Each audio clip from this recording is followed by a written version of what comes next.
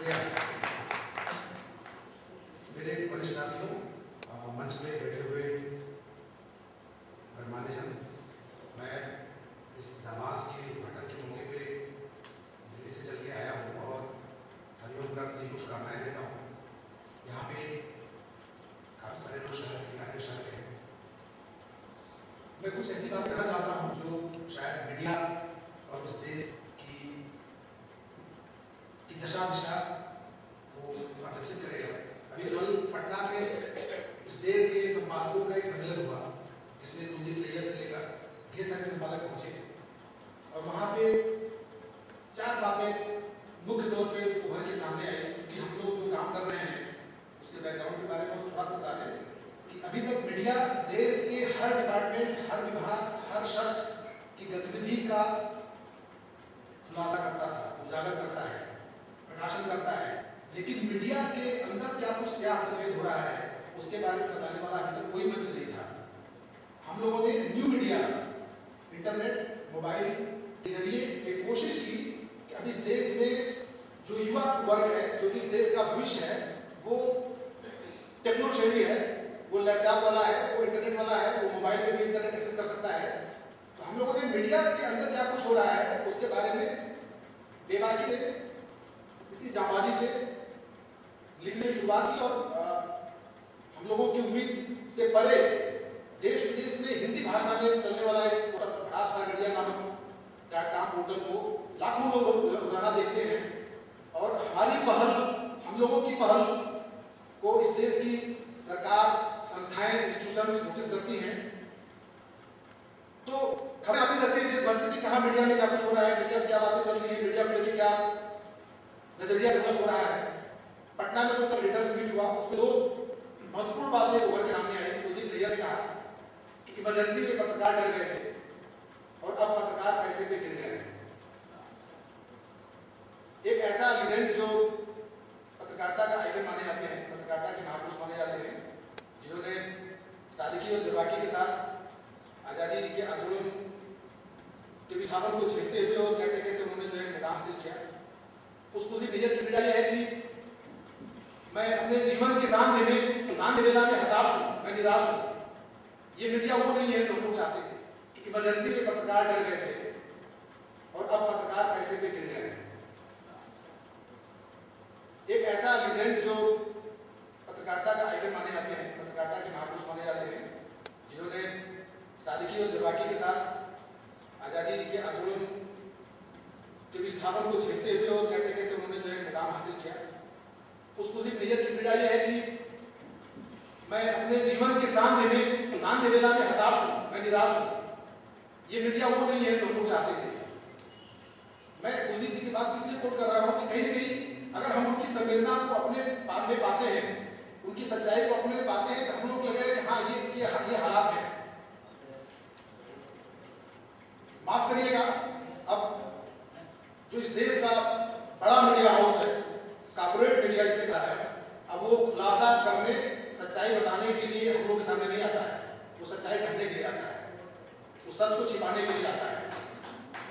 Routine के घटनाक्रमों ये होगा, ये हो गया, ये मार दिया, ये उठा लिया गया को कवर करने के अलावा इस देश में कितने अखबार हैं जो केंद्र सरकार, राज्य सरकारों में हजारों अरबों करोड़ों के घोटालों जो कि रोज बड़ी संख्या में हो रहे हैं, तो पहले से कई गुना ज्यादा हो रहे हैं, वो उजागर करते हैं, नहीं करते हैं। क्योंकि अब पहले ब्यूरोक्रेसी और पॉलिटिशियंस मिले हुए थे, अब ब्यूरोक्रेसी, पॉलिटिशियंस और मीडिया वाले मिल गए। अब जबकि मीडिया जिन्होंने आजादी की लड़ाई में इस देश के आंदोलनों के साथ कंधे से कंधा मिलाया, जिस दैनिक भास्कर की पहले जनरेशन के लोग, द्वारका जी के समय के लोग, पूर्णचंद्र गुप्ता, दैनिक जागरण के समय के लोग इस देश के आंदोलनों के हिस्सा हुआ करते थे, आंदोलनों के सपनों में शरीक हुआ करते थे, कुछ भी सहने के लिए तैयार होते थे। लेकिन उन्हीं की तीसरी जनरेशन जिन्हें कंटेंट से, समाचार से, मूल्य से कोई वास्ता सहने के लिए तैयार होते थे, लेकिन उन्हीं की तीसरी जनरेशन जिन्हें कंटेंट से, समाचार से, मूल्य से कोई वास्ता नहीं है, MBA करके आते हैं और कैसे टर्नओवर बढ़ा लें अपना, कैसे करोड़ों को अरबों में कर लें, अरबों को खरबों में कर लें और कैसे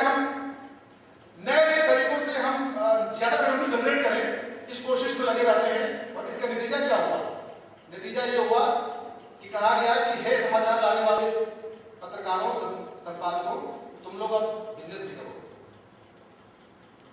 पत्रकार इस देश का भ्रष्ट नहीं है, इस देश के रिपोर्टर भ्रष्ट नहीं है, इस देश के टेलीविजन जर्नलिस्ट भ्रष्ट नहीं है, इस देश के स्टैंडर्ड भ्रष्ट नहीं है, इस देश का मालिक भ्रष्ट है। अखबारों के मालिक भ्रष्ट हो गए हैं क्योंकि मीडिया कोलगेट की फैक्ट्री नहीं है, मीडिया पापड़ भुजिया की फैक्ट्री नहीं है, मीडिया समाज कंसर्न को लेकर चलने वाला एक चौथा स्तंभ है, जिसे इस देश की सरकार, जो कि जनता से टैक्स लेती है, पैसा लेती है, करोड़ों रुपए की छूट प्रदान करती है, कागज पर टैक्स नहीं लेती है, सारे उनके टेक्निकल उपकरण जो है वो उनके रिपोर्टर्स को देश भेजा जाता है। क्यों? क्योंकि इस देश में एक व्यवस्था की गई सरकार आजादी के बाद कि मीडिया सत्ता में आने के बाद बदान हो गए नेताओं और गांव में हाशिए पे पड़े हुई जनता के बीच पुल का काम करेगी। गांव की जनता, पहले के जमाने में राजा रजवाड़े हुआ करते थे, बीकानेर में भी ढेर सारे महल हैं, रात में राजा छुपके से निकलता था के लिए, देखता हूँ कौन दुखी है मेरे इलाके में, कौन प्रसाद, किसने खाना नहीं खाया, ऐसे किससे हम लोग सुनते पढ़ते हैं। तो ये रोल मीडिया को दिया गया कि आप सत्ता में जो लोग बैठे हैं शायद वो सत्ता के आकर्षण लेवल में भूल जाते हैं, वे लोग तक नहीं पहुंच पाते हैं, तो मीडिया बताए कि क्या कहाँ क्या दिक्कत है, कहाँ क्या गड़बड़ियां हो रही है, बात पहुंचाए। और जो सत्ता में बैठे हुए हैं उनकी करतूतों में बारीक नजर रखें कि कहाँ पे उन्होंने गड़बड़ किया, कहाँ इन्होंने जो है संविधान का उल्लंघन किया, कहाँ पे नियमों का पालन नहीं हुआ।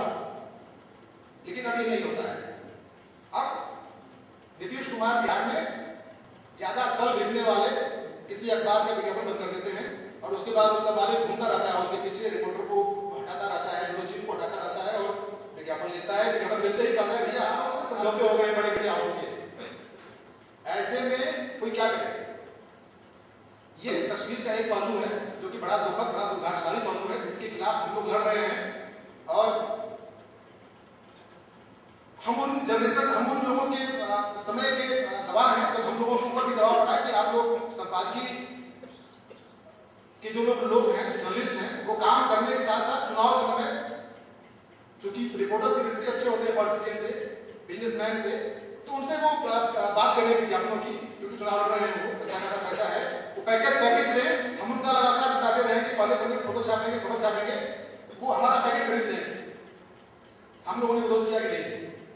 अगर आज आप एक किसी भ्रष्ट नेता से पैसे मांगता है बिना रिपोर्टर, तो कल को उस नेता के भ्रष्टाचार के खिलाफ खबर लिखने की उसकी कलम में हिम्मत नहीं होगी।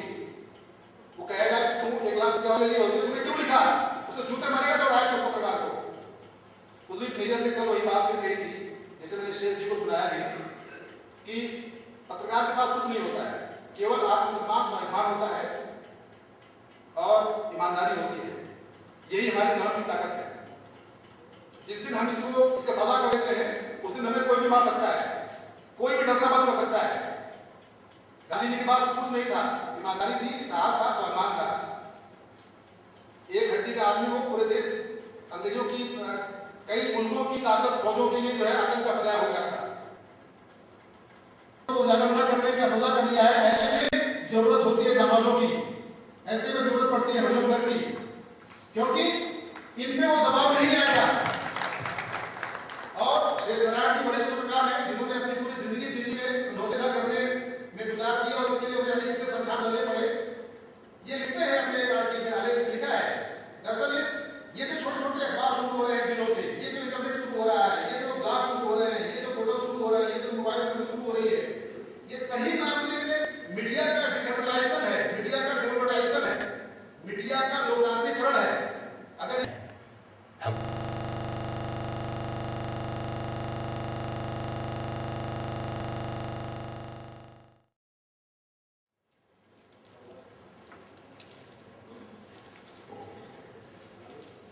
मैं अब हमारे बीच में मंच पर जो प्रबुद्ध लोग बैठे हैं,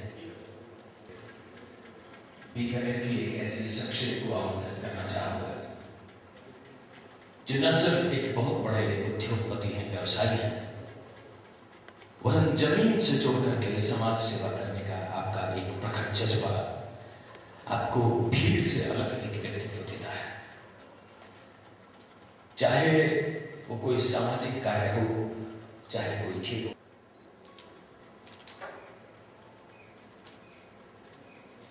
सच्चाई के साथ विपक्ष को मजबूत समझना, परिस्थिति में चाहे कैसे भी हो, ये पत्रकारिता के लिए सबसे बड़ा सिद्धांत होता है। और आप सबके साक्ष्य हैं इजाजत की प्रतियों का लोकार्पण होते हुए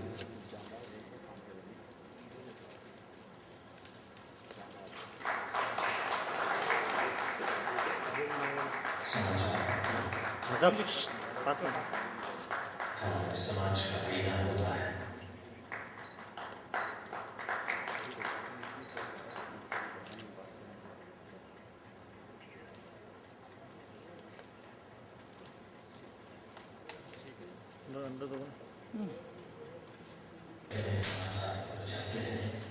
समाज की सच्चाई सही मायनों में समाज के लोगों के सामने रखी जाती है। खबरों की सच्चाई और सच्चाई पर लिखा हो, ये सब